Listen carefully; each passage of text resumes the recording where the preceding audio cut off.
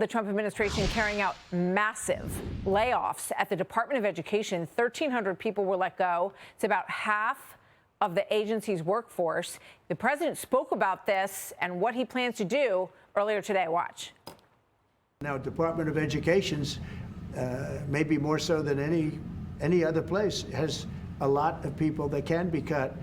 They're, number one, not showing up to work. Number two, they're not doing a good job. We're going to move education into the states so that the states, instead of bureaucrats working in Washington, so that the states can run education. Let's bring in Alina Habba, counselor to President Trump. Alina, great to have you here. Let's just put up some of these numbers that the president is trying to fix here in call for number 4. The nation's report card of passing scores. You've got fourth graders. Only 31% of them can read at proficient level. Only 39% can do math where they're expected to be. Look at 8th grade.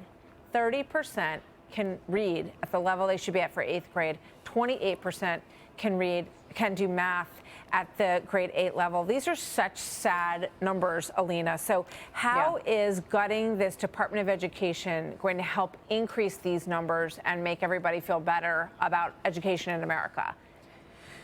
Well, let's be clear, gutting the Department of Education is an important part, because it doesn't mean that just because there were numbers of people that were employed by the government that there was more focus on education. I want to be very clear on that. What we've seen is actually that despite the fact that we had such a tremendous amount of people, such a huge building and infrastructure in D.C., that nothing was actually getting translated to our children. I am a mom of a 9, 11, and 17-year-old, Martha, as you know.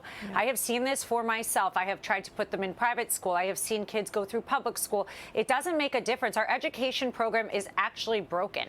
And we should not, as America, as one of the leading countries in the world, have the lowest education numbers for our students that aren't even able to read. So we're going to give it back to the states. We're going to let the states have more control. Moms have more decision-making power.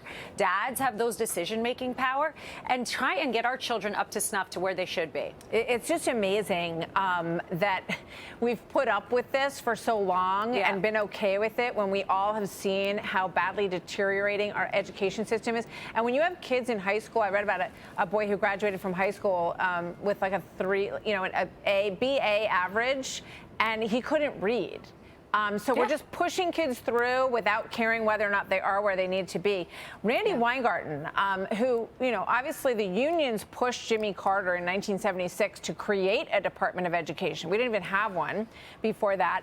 And a lot of the unions have had so much sway at the White House, which you well know, Alina. Here's what she said about this. A gutted department will mean fewer teachers, more crowded classrooms, increased mental health and behavioral challenges for students, increased absenteeism, decreased graduation rates. I mean, those are all the things that we have been seeing, with the Department of Education intact. Yes. Yesterday, I spoke at a Maha Moms panel with Secretary McMahon next to me and Secretary Kennedy, and we spoke about these issues, and we spoke about the sedentary lives of children, the depression amongst children, the issues with children gaming, not outside, not studying. They're more into social media. This is a real issue in this country that has to have a grip. And no, it doesn't mean teachers won't be employed. We're talking about government agency that is not doing their job by regulating those teachers. And we need the numbers to be up. We want our children to thrive. That is what we want. Yeah, I mean, it's a great point. I never understood why the Department of Education, when they were, fully funded and fully intact, why they weren't taking on social media in the classroom. Why weren't they starting a campaign to say no phones in the classroom? Let's unwind all of this. But they never said a peep about kids staring into their phones or eating gummies here in New York before they go to class. So, Alina, thank you very much. It's a shakeup that we hope will have great results for everybody. Thanks, Alina. Thank you.